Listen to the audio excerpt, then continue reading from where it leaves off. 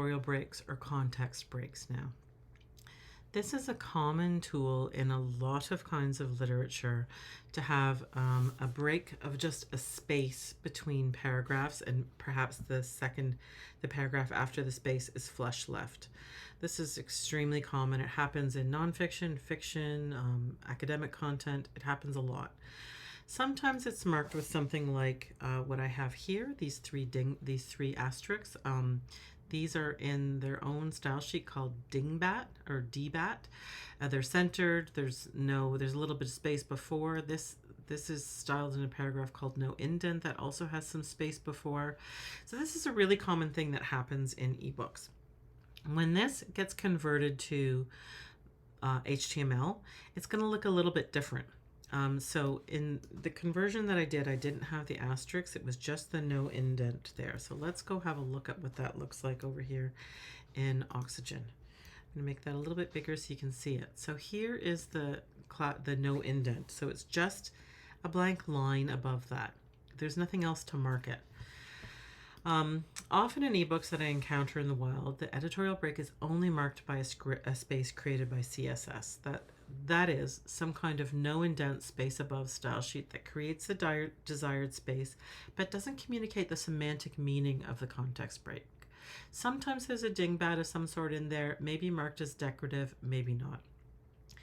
In order to communicate to assistive technologies that this is a break worthy of a pause, you need to add something called an HR tag to those breaks.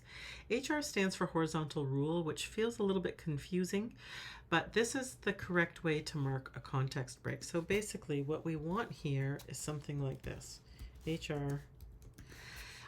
And then that's going to be the correct way to mark that context break. Basically, what will happen is that assistive technology will hit that HR tag and it will pause for a minute so that people reading this content who aren't sighted and are using other senses will know that there's a context break happening there.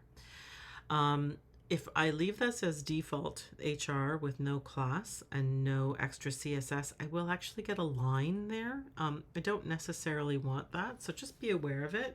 If you don't want that line, you can add some CSS to your file. Let me just demo that real quick. I'm going to go to the bottom of the CSS file and say HR, open curly bracket, border, none. And then I won't get a line there. If you want, you can add a class to it and add some and add a dingbat of some sort. So you can see there's a couple of ways to treat this, and there's some sample CSS in the cheat sheet for you.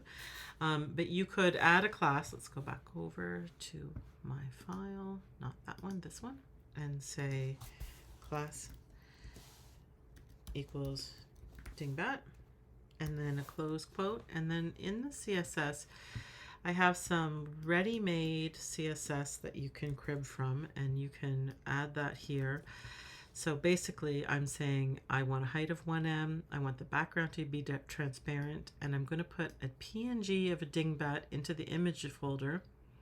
And generally, I use a PNG because I'm going to want transparency around that image.